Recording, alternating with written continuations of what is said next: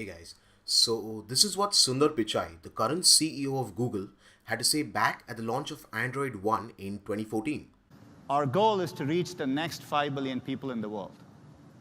If you look at a map of the world today, all the regions in blue, emerging markets, majority of users don't have a smartphone. When I go back home to India and other countries like that, it is exciting to see the impact phones have on people's lives, but it's disappointing that only less than 10% of the population have access to smartphones. We want to change that. So we've been working hard with our ecosystem on a very important initiative, which we call Android One.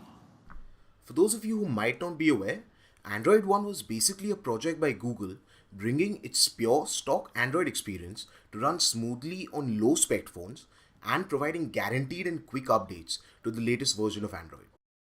While this seemed to be a great idea in theory, these phones just didn't sell, at least here in India. Why was this the case? Since the brands Google teamed up with had no say in the specs of these phones and very little incentive to market them, most people didn't know of their existence. Now, those who did, the promise of a great software experience without any compelling upgrade in hardware from the rest of the competition just wasn't good enough. Since no Android One devices really launched after 2014, most people thought Google abandoned Android One in India. Then, at the 2017 Google I/O, which is Google's developer conference for people who use Google software and developers who make apps that run on this software, Google introduced Android Go. Android Go basically took over from where Android One left off. So, what's new? Basically more optimizations for Android to run smoothly on super budget phones and also light versions of Google's own apps which require less power and data. So that sort of seemed the end of the road for Android One really, which is why I was surprised when rumors started floating of Xiaomi, the leading smartphone manufacturer in the online segment in India, launching an Android One smartphone. And yeah, they landed up launching the Mi A1 on 5th September.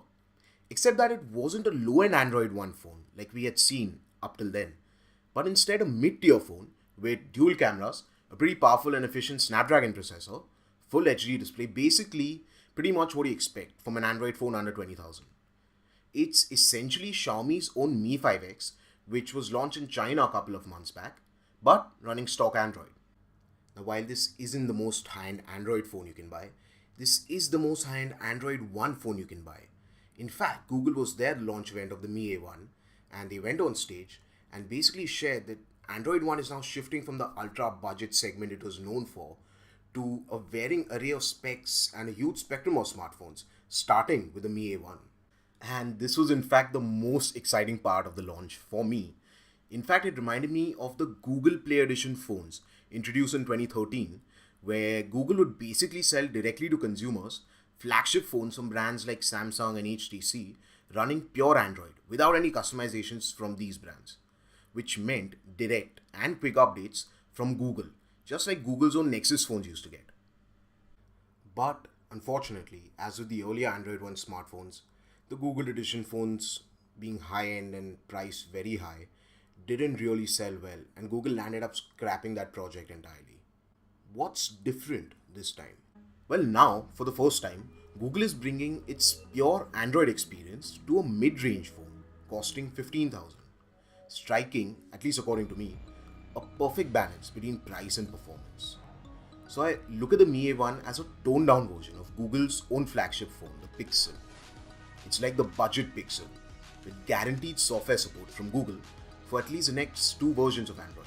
And that's not something most Android manufacturers promise these days, which really matters over time.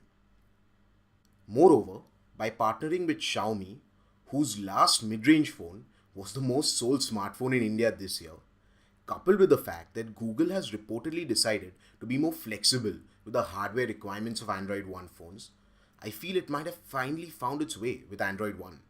In fact, as per the new leaks, Lenovo is also going to be releasing its Android One version of the new Moto X in the States pretty soon. So yeah, really looking forward to see how successful this new direction of Android One turns out. So yeah, that's it for this video. Hope it made sense. As for the Mi A1, I should be getting my hands on it soon, and I'm excited to try it. Yeah, that's it for this video, and thanks for watching. See you guys.